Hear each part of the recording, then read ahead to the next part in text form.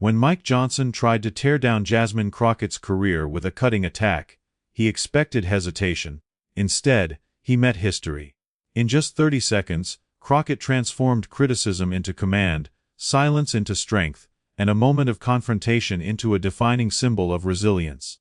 It wasn't just a reply. It was a revolution in real time. Ladies and gentlemen, today we witness not just another fiery exchange in Washington, but a defining moment that will echo across the corridors of power. In a committee hearing that began like any other, Speaker Mike Johnson launched a direct attack on Congresswoman Jasmine Crockett's professional integrity, questioning her record, her credentials, and even her right to speak with authority on matters of justice and representation. But what followed was nothing short of extraordinary. With calm precision and undeniable command of facts, Jasmine Crockett delivered a 30-second response that didn't just defend her career. It redefined it. Her words cut through the noise of political theatrics and reminded every listener of what true leadership sounds like. She didn't raise her voice. She didn't resort to personal slander. Instead, she wielded the truth like a scalpel, sharp, deliberate, and impossible to ignore. Crockett's 30-second response transformed a political attack into a moment of empowerment, showcasing the strength of composure under pressure. What unfolded in that room was not merely a war of words, but a profound lesson in emotional intelligence and leadership under fire. When Mike Johnson launched his pointed critique of Jasmine Crockett's career, his tone carried an intent to discredit, to provoke, to shift the narrative in his favor. It was a move straight from the political playbook. Interrupt, attack, and unsettle your opponent to expose weakness. Yet Crockett, instead of reacting impulsively or returning the insult, chose a different path. She responded not with anger, but with clarity, not with defensiveness, but with conviction. That deliberate calm became her greatest weapon. In politics, image and perception often speak louder than content. The public watches every expression, every pause, every tone. Johnson may have expected her to falter or lose composure, giving him the upper hand. But Crockett's poise turned the moment on its head. Each second of silence before she spoke heightened the anticipation, and when she finally responded, her words carried the quiet authority of someone who has nothing to prove and everything to uphold. She framed her defense not as a counterattack, but as a reaffirmation of who she is and what she stands for. This is where the transformation began. When an attack became an opportunity for empowerment, not humiliation. Crockett's response was not spontaneous rhetoric, it was instinct refined by experience. Years in courtrooms and congressional debates had taught her the art of staying steady amid chaos. She had faced louder rooms, tougher judges, and higher stakes long before this exchange. In that sense, Johnson's attempt to rattle her was not a challenge. It was familiar territory. When she looked him in the eye and responded with controlled precision, she demonstrated that true power isn't in the volume of one's words, but in the intention behind them. Her calm confidence became contagious. It shifted the entire room's energy from tension to awe. The brilliance of her 30-second response lay in its dual effect. On one level, it silenced the attack in real time. On another, it redefined her public image in a single moment. What was meant to weaken her credibility instead elevated her stature. Viewers saw not a politician under siege, but a leader in command. In that brief exchange, Crockett embodied the kind of strength that transcends titles. The strength to remain unshaken when the spotlight burns the brightest. Her tone was measured, her diction crisp, her message undeniable that integrity speaks louder than insult, and professionalism always outlasts provocation. There is a quiet kind of dominance that comes from refusing to react as expected. Crockett mastered that art in those few seconds. While Johnson's words dripped with hostility, hers carried purpose. She didn't attempt to outshout him, she outclassed him. And in doing so, she exposed the difference between authority, born of position, and authority earned through presence. The entire exchange became a testament to the idea that grace under pressure is not a weakness. It is the highest form of strength. The psychology behind her response deserves reflection. When faced with public confrontation, most individuals fall into the trap of emotional reactivity, defending, deflecting, or retaliating. Crockett, however, displayed what psychologists term response control. The ability to pause, process, and project confidence even in the face of adversity. That control doesn't come from arrogance, it comes from awareness. Knowing one's truth so completely that no external challenge can distort it. By choosing composure over confrontation, she didn't just win the moment, she shifted the power dynamic entirely. Every political figure faces moments that define their public identity. For Crockett, this was one of them. Her poise revealed a depth of professionalism that audiences seldom see in today's polarized arena. People remember those who speak truth, but they respect those who do so with grace. Her demeanor reminded everyone that respect isn't demanded. It's demonstrated, and her response demonstrated it perfectly. The significance of this moment goes beyond politics. It speaks to a universal principle, that when faced with aggression, our greatest strength lies not in matching hostility, but in mastering ourselves. Crockett showed that real empowerment doesn't come from silencing others, but from being so self-assured that no one can silence you. Her voice didn't just defend her career. It inspired countless others watching to carry themselves with that same calm confidence in their own moments of challenge. In many ways, her 30 seconds became symbolic. They captured what it means to stand firm without becoming hardened, to defend one's dignity without descending into defensiveness. She taught by example that responding with composure doesn't mean submission, it means self-mastery. And in an age where shouting often overshadows substance, Crockett's restraint stood as an act of rebellion, a declaration that reason still has a place in leadership. When the exchange ended, the applause wasn't just for her words, but for what they represented. A victory of intellect over impulse. It was as if those 30 seconds condensed her entire career philosophy into one powerful statement: stay grounded, stay principled, and never let provocation dictate your tone. In that single moment, she didn't just win a debate, she set a standard. And perhaps that's the lasting legacy of her 30-second response. Not merely that she silenced her critic, but that she reminded the nation what composure under pressure truly looks like. In the face of an attack designed to undermine her, Jasmine Crockett rose above the noise, transformed the moment into empowerment, and walked away not as a victim of circumstance, but as a master of it. Her career as a public defender highlighted her lifelong commitment to justice and equality, countering Johnson's baseless criticism.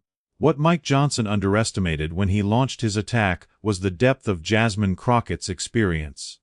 A depth forged not in the comfort of political chambers, but in the trenches of real-world advocacy. Before she ever set foot in Congress, Crockett had already built a legacy defending those who society often overlooked. Her work as a public defender wasn't merely a job, it was a calling rooted in empathy, fairness, and courage. This foundation gave her a moral authority that no political jab could undermine. When Johnson questioned her career, he inadvertently reminded the nation of the extraordinary path she took to public service. A path paved with the struggles and triumphs of the people she fought for. To understand why Crockett's background is so powerful, one must understand what it means to be a public defender. It means standing beside the accused when the world has already turned its back. It means upholding the Constitution, not in theory, but in practice, ensuring that every person, regardless of income or background, receives fair representation. Crockett lived those principles daily. She faced judges, prosecutors, and systems that were often stacked against her clients, yet she persevered because she believed that justice should never depend on privilege. That kind of experience cannot be faked. It shapes one's understanding of fairness, accountability, and compassion in ways that textbooks and political speeches never can. So when Johnson tried to reduce her career to a political talking point, Crockett's response carried weight, because it came from lived truth. Her service wasn't about ambition or optics, it was about impact. She didn't just study the law, she stood on its front lines. Every case she took, every client she represented, added to her credibility and sharpened her insight into the inequalities that plague the justice system. That's why his criticism backfired so spectacularly. He was trying to attack a record built on resilience and integrity, and the moment he did, she turned that attack into a showcase of strength. In those 30 seconds, Crockett reminded everyone listening that she had already faced tougher challenges than a political insult. She had faced lives on the line, families torn apart by a system that too often fails the vulnerable. She had looked injustice in the eye and dared to fight it. That kind of experience gives a person a grounding that no political adversary can shake. When she spoke, she didn't just defend herself. She defended the value of public service, of empathy, of fighting for what's right even when it's unpopular. She embodied the kind of courage that comes from knowing your purpose. Her career as a public defender also speaks to her understanding of power, how it's used, abused, and reclaimed. She's seen firsthand how laws can be weaponized against the poor and marginalized. She's seen how bias, both explicit and systemic, can dictate outcomes long before a verdict is read. And yet, she chose to fight within that system, believing it could be made better. That choice reveals something profound about her character and unshakable faith in justice, even when justice seems impossible. It's this perspective that makes her such a compelling leader today. Someone who doesn't speak about equality as a concept, but as a lived reality she has dedicated her life to advancing. Johnson's mistake was assuming that attacking her resume would diminish her credibility. Instead, it highlighted the depth of it. While some enter politics with polished rhetoric and family legacies, Crockett entered with stories of real people. Clients she defended, cases that changed her understanding of fairness, and the hard-earned lessons of standing up for those without power. That authenticity resonates with the public because it represents something rare. A politician whose values were tested long before the cameras ever turned on. Her years as a defender also shaped her communication style.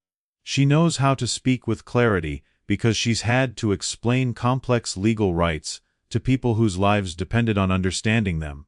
She knows how to stay composed because she's been in courtrooms where a single word could change a person's future.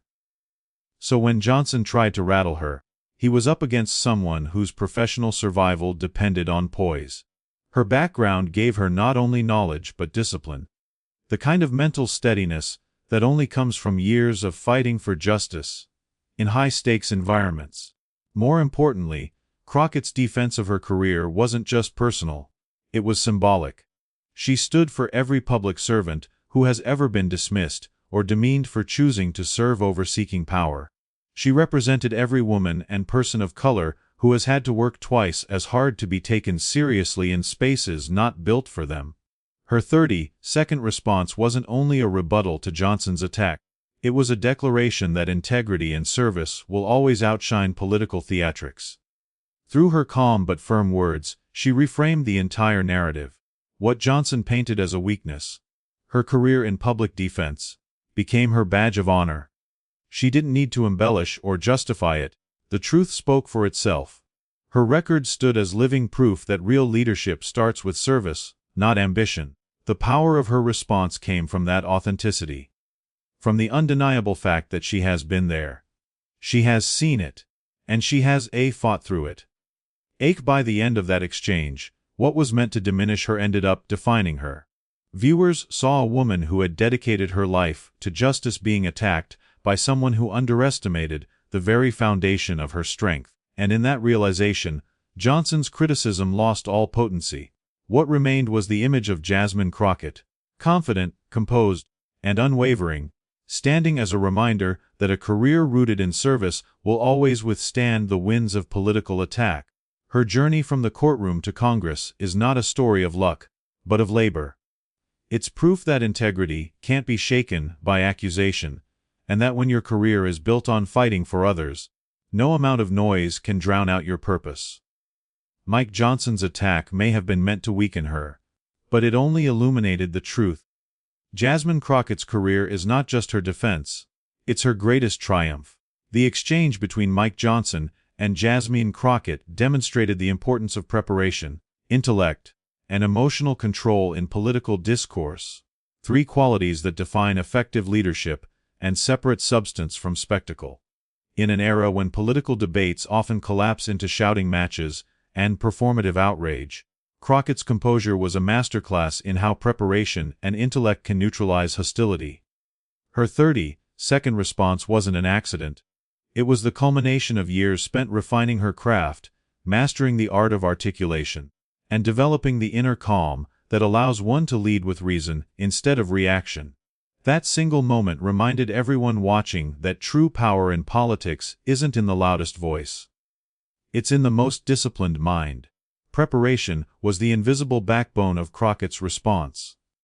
You could see it in the way she paused before speaking, in the precision of her language, and in the confidence that radiated from her tone.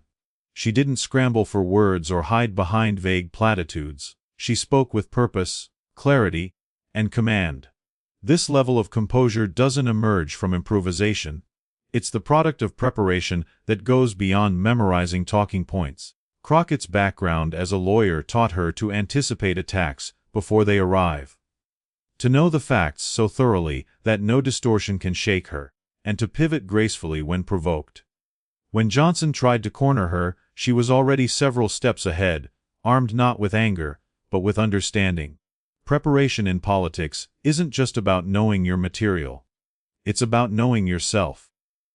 Crockett clearly understood her strengths and the values that anchor her. She knew that she didn't need to meet aggression with aggression. She needed only to let the truth speak for itself.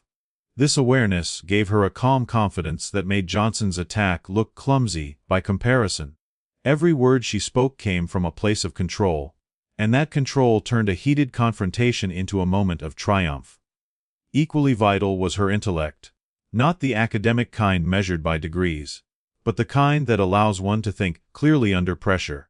Crockett displayed intellectual agility, the ability to analyze an evolving situation in real time and respond strategically. When Johnson launched his criticism, she didn't just hear the insult. She recognized the underlying strategy, an attempt to provoke her into an emotional reaction that could later be used against her. Instead of taking the bait, she turned his tactic inside out, using his own attack as a platform to highlight her accomplishments and values. That's intellectual strength in its purest form, transforming confrontation into opportunity. Her intelligence also shone through in the way she framed her response. She didn't reduce the moment to personal grievance, she elevated it to principle. She reframed the discussion from being about herself to being about integrity, professionalism, and the purpose of public service. That's what made her reply resonate so deeply with the audience. It wasn't about ego, it was about ethics. By keeping the focus on values, she exposed the shallowness of Johnson's critique and positioned herself as the adult in the room. This was not just a rebuttal, it was an education in how intellect can dismantle hostility without ever descending into hostility itself. But perhaps the most powerful element of her response was her emotional control. Politics is full of moments where emotion overrides reason, where frustration overshadows focus. Yet Crockett demonstrated a rare kind of restraint. She didn't let Johnson's tone infect her own. Instead, she remained measured, dignified, and self-assured. Emotional control doesn't mean a lack of feeling, it means the mastery of it. It means understanding when to speak, how to speak, and when silence itself can deliver the strongest statement. When Crockett paused before her reply, that silence spoke volumes. It showed she was not reacting from emotion, but responding from intention. That level of discipline is what turns intelligence into influence. Emotional control gave her words their weight. It made her response feel deliberate, not defensive, powerful, not personal. In that stillness, she reminded everyone that leadership isn't about overpowering your opponent, it's about outlasting them with poise. And in politics, poise is power. Crockett's balance of preparation, intellect, and emotional control didn't just win her the moment. It redefined what winning means in political debate. Too often, victory is measured by volume, by how effectively one can own the other side in a viral clip. But Crockett's win was different. It was quiet, sophisticated, and strategic. It wasn't about domination, it was about demonstration, demonstrating how reasoned professionalism can cut deeper than rage. She showed that you don't have to shout to be heard. And you don't have to humiliate your opponent to hold your ground. This moment also offered a broader reflection on the state of modern leadership. In a world where outrage often substitutes for argument, Crockett's demeanor reminded us that preparation and intellect are still the cornerstones of credibility. Her calm dismantling of Johnson's attack was a reminder that politics, at its best, is not a theater for insult, but a forum for ideas. When leaders combine intellect with restraint, they elevate discourse instead of degrading it. Crockett did exactly that. She elevated the moment, and in doing so she elevated herself. Her response will be studied not just as a political comeback, but as a communication blueprint. A demonstration of how discipline and intellect can disarm aggression more effectively than any verbal counterattack. Every aspect of her demeanor, her posture, her timing, her tone, reflected preparation that was intellectual, emotional, and moral. It was the synthesis of knowledge and self-control that allowed her to stay above the fray, while still making her point impossible to ignore. In those 30 seconds, Jasmine Crockett didn't just defend her reputation, she modeled what integrity looks like in action. She proved that leadership is not about reacting, but responding, not about proving superiority, but about maintaining sincerity under scrutiny. Her measured reply showed that preparation and intellect aren't simply advantages. They are shields that protect dignity in the face of disrespect. Mike Johnson's attack may have been intended to provoke chaos, but Crockett's composure turned it into clarity. She transformed a political ambush into a masterclass on the art of staying composed under fire. And in doing so, she didn't just win an argument. She reminded everyone watching that real power doesn't come from dominating others. It comes from mastering yourself. Crockett's reply became a symbol of resilience for professionals, women, and anyone ever underestimated in public life. In that brief yet unforgettable moment, she didn't just respond to a political attack. She stood as a mirror, reflecting the struggles of countless individuals who have had to defend their worth in the face of doubt, bias, and dismissal. Her 30-second response resonated far beyond the walls of Congress because it captured something universal: the courage to stand firm when others try to tear you down. Jasmine Crockett's composure, confidence, and conviction turned her from a political figure into a symbol of strength for anyone who has ever been told they are not enough. For professionals everywhere, especially those in competitive and male-dominated environments, Crockett's moment was more than political theater. It was validation. She proved that excellence speaks for itself, even when it's attacked. Her words showed that the best response to unfair criticism is competence. When Mike Johnson tried to diminish her career, she didn't engage in a shouting match or let emotion dictate her reaction. She let her record do the talking. That calm assurance spoke to every professional who has ever had their credibility questioned or their qualifications undermined. Her response became a quiet anthem for resilience. That true confidence doesn't require defense. It radiates naturally when rooted in truth.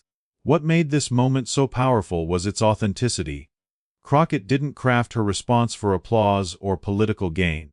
She spoke from experience, from the same strength that carried her through years of legal battles, public scrutiny, and systemic challenges. That authenticity is what made her relatable. She wasn't just a congresswoman on television.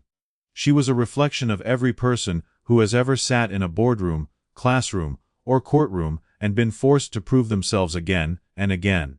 When she responded with grace and authority, she wasn't just defending herself. She was speaking for all who have been dismissed or underestimated because of who they are or where they came from. For women in leadership, Crockett's poise represented something deeper: defiance without aggression, strength without hostility. Too often, when women assert themselves, they are labeled as emotional or combative. Yet Crockett managed to be assertive and composed simultaneously, firm enough to command respect, yet calm enough to maintain dignity. That balance is something many women in professional spaces are forced to master, and seeing it displayed on a national stage was empowering. Her ability to handle confrontation with intelligence and control dismantled stereotypes about how women should respond to pressure. She didn't fit the mold, she broke it. There was also a racial and cultural layer to her resilience. As a black woman in American politics, a space historically dominated by white men, Crockett's very presence is an act of perseverance. Her achievements are the result of determination in a system that wasn't built with her in mind. Every word she spoke carried the weight of that history, and every ounce of her composure reflected generations of resilience passed down through struggle and triumph. When she calmly dismantled Johnson's attack, she wasn't just speaking for herself, she was honoring the strength of those who came before her and paving the way for those who will follow. Her resilience was both personal and collective, a testament to what it means to rise despite resistance. What makes resilience truly powerful is that it inspires others to find their own. Crockett's moment did exactly that. Social media and news coverage amplified her response. But it wasn't the words alone that resonated. It was the way she carried herself. Her confidence became contagious. People watched and saw not just a politician winning a debate, but a person standing in her truth, unshaken. That image stayed with viewers because it reminded them that grace under pressure is not weakness. It's mastery. She turned what could have been an uncomfortable confrontation into a demonstration of integrity and fortitude. Her 30-second response also served as a lesson in emotional resilience. Life is full of moments where one's composure is tested, in careers, relationships, and public life. Crockett modeled how to navigate such moments with intention. Instead of reacting impulsively, she chose to respond strategically. Instead of absorbing the insult, she reframed it as a testament to her strength. That ability to control one's reaction is the essence of resilience. It's not about avoiding challenges, but about facing them without letting them define you. Her poise in that moment showed that the most powerful form of resistance is refusing to be reduced by adversity. For young professionals, especially those just starting their journeys, Crockett's moment was a masterclass in handling criticism. She showed that when others question your competence, the answer is not defensiveness but excellence. Preparation, confidence, and composure are the armor that protect one's credibility. Her resilience demonstrated that you don't have to shout to be heard. You simply need to stand in your truth and let your record speak louder than your critics. That message is timeless and universal, applicable in every field where hard work meets skepticism.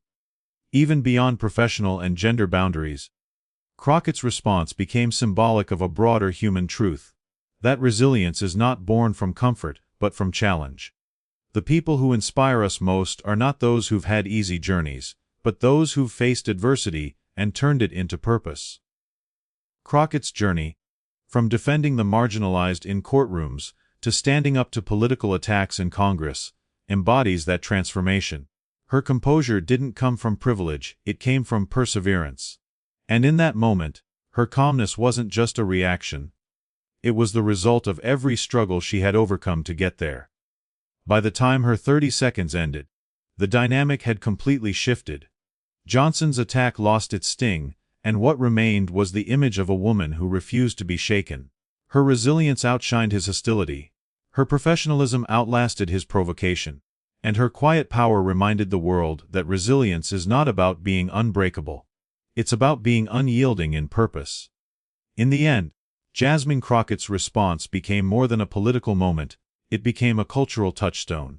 It reminded people everywhere, professionals, women, and the underestimated, that strength doesn't need to shout.